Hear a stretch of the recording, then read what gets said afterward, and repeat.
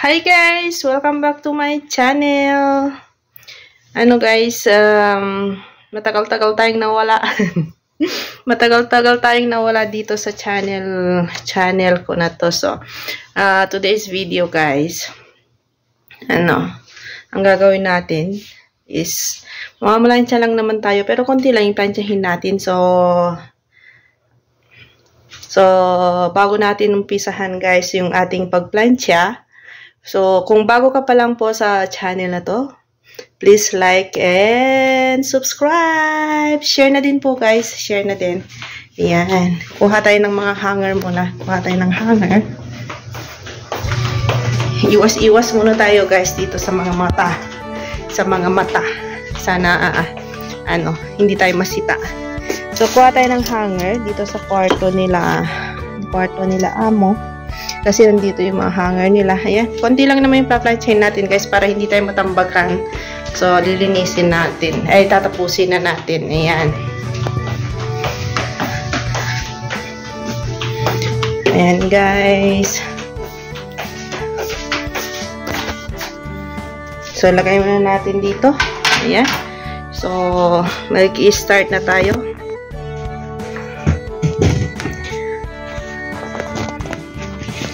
Ayan. Pero, ang problema, kung paano natin iayos ang ating camera. Ayan. Para makita ang ating ginagawa. Paano kaya natin iset ito? Ayan. Kundi lang naman guys, yung plansyahin natin is ito lang. Tapos, may konti lang dun sa dryer. Yun lang naman ang gagawin natin ngayon. So, ito yung plancha natin is malit lang yung plancha natin. Ayan. So, ang problema kung paano natin ayusin ang ating camera. O, diba?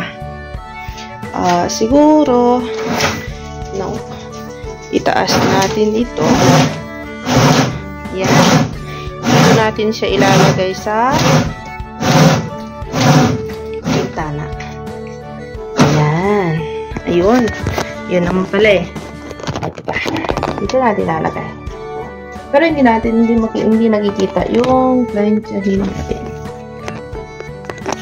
Ayan. Ayan. Dito tayo. Ayan guys. Ito yung plansya natin. Simpleng plansya lang. Ayan, dito na lang. Ayan, para makita tayo. Ayan. Kaso, ayan, okay na. Ayan, i-on na natin ang ating, ang ating plancha. Ang kanyang wire is kulubot na. Ayan.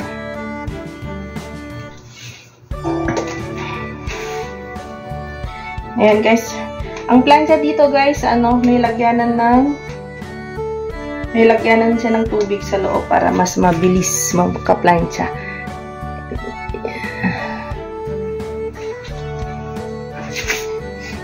Okay na siguro yan. Basta makita tayo, okay na. Hindi pa.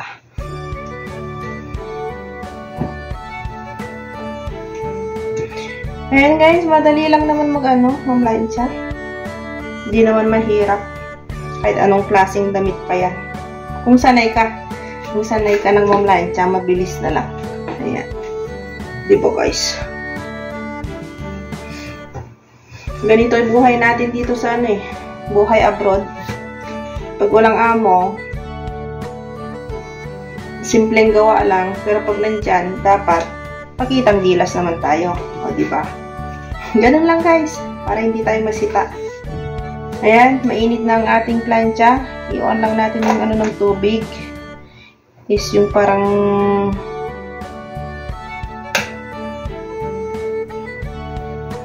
ayan, para hindi siya dumikit.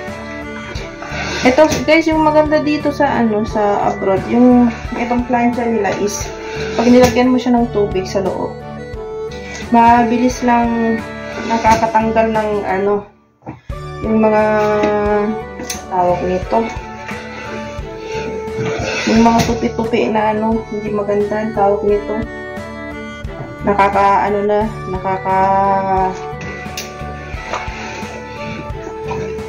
Ang hirap kung makalimutan mo yung mga ibang words pag nasa ibang ano ko eh. Diba? Ayan guys, madali lang mamlansya. Una, pinaplansya yung sa may kamay. Tapos next yung sa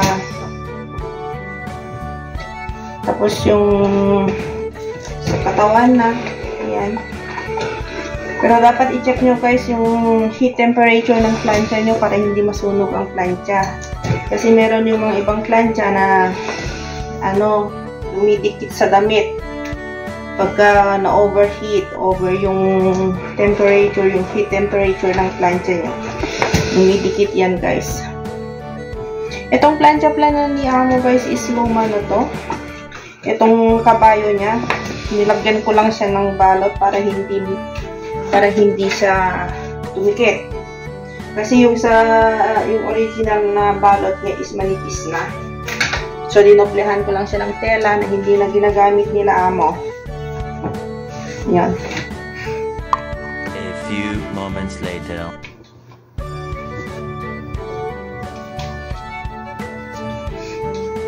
Yan guys, ganito ako mamalansya. Pag ulang kwelyo, yung mga damit na pinaplansya ko, inuuna ko talaga is kamay. Ayan, inaayos ko muna siya ng maayos, pina-flat ko muna siya. Ayan, ito guys, oh. Ayan. Siya ko siya paplansyahin. Ayan.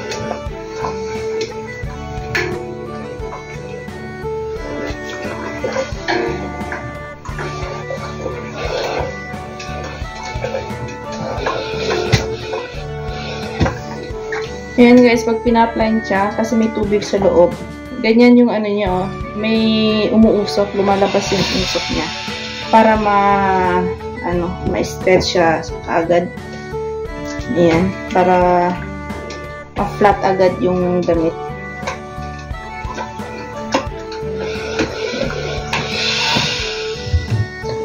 Yung mga ibang plansya kasi tulad dyan sa Pilipinas, siguro yung mga meron din naman siguro ganitong plansya, pero siguro nasa kamahalan. Ganun, syempre tayo naman dyan sa Pilipinas is hindi natin ma-afford yung mga yung mga may kamahalang bagay, diba? Hindi natin kaya. Parang mas inuuna na lang natin yung pang-araw-araw na pagkain natin kaysa sa bumili pa ng mga mamahaling gamit, diba? Pag makabili lang ng simpleng gamit, okay na, basta importante mga pwedeng gamitin. Ayan. Ayan guys, tapos na yung dalawang kamay. Tsaka ko dito sa niya, sa body parts ng damit. Ayan.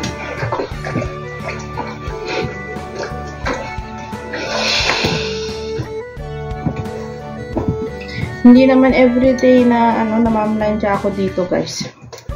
Pag may alam kong may plansyahin na kahit konti, pinaplansya ko na guys, para hindi ako mahirapan pag natambakan.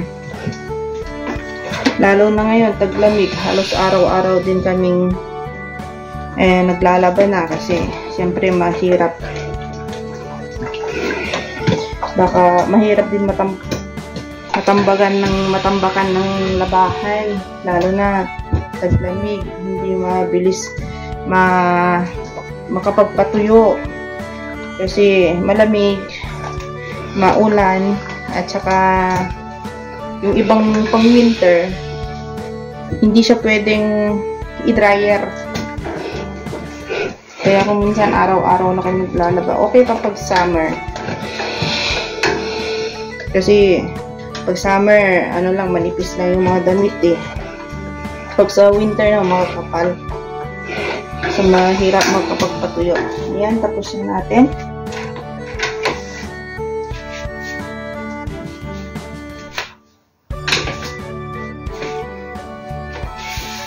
Ayan, ito naman sa pants, guys.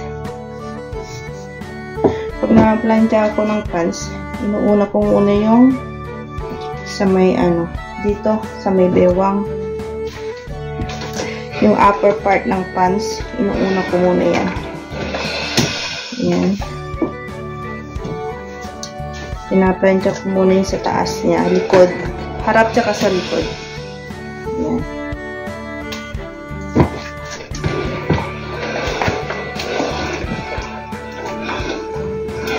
Ayan. Tapos, mamlansya ako ng pants guys. Inaano ko muna siya ng ganito. Naayos ko siya. Yung guhit niya dito sa gitna ng pants. At saka dun sa loob niya. Sa kabilang side. Pinagpantay-pantay ko yan guys. Ganyan, oh. Ganito din ako magtupi ng pantalon. Ayan. Para mas magandang tignan. Ayun. Ganito guys, oh. Ayan. Ganyan ako mamlansya. Tsaka sa pagtutupi ng pantalon. Ganito din ako magtupi. Pinapantay ko yung itong line na ganito. Pinapantay ko yan. Ayan. Ganito yung ganito yung tinuro sa amin na kung paano magtupi ng pantalon. Ayan.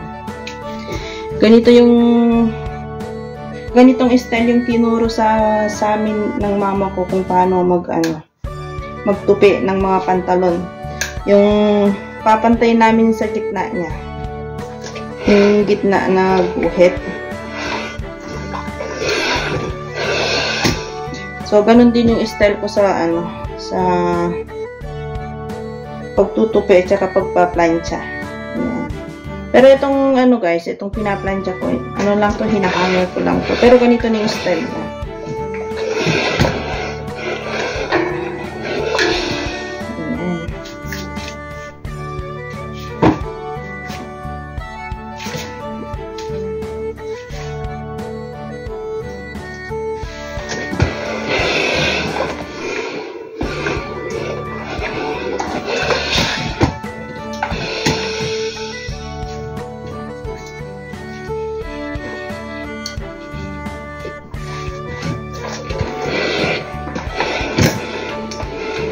Dito sa guys, dito sa Taiwan, hindi lahat ng mga tao dito namamlansya.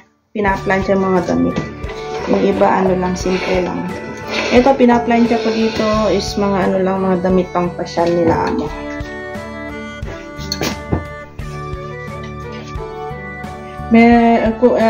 Yung mga ibang employer naman, lahat pinapaplansya, ultimo bra, pante. Pinapaplansya nila yan, mga underwear.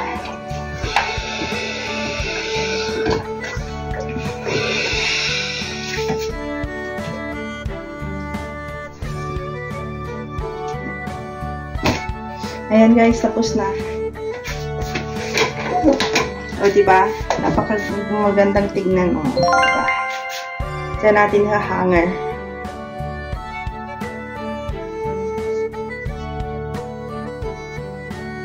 At saka sa pag-hanger guys, dapat maayos. At saka dapat parehas lang nung direction, nung arrow, nung hanger. Sa pag kung ang damit is nakaharap, lahat yan nakaharap, pero parehas, pantay lang yung style nung hanger niya. Hindi yung ganito, nakaharap. Tapos itong isa naman is nakaganon yung harapan ng damit. Hindi siya magandang tignan.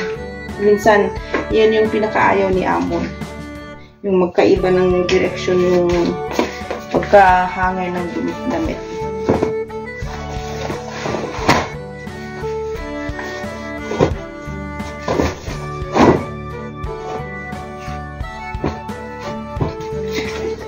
Ayan guys, last na last na planchahin ko na to. So, mag-e-end na tayo. Hanggang dito na lang guys.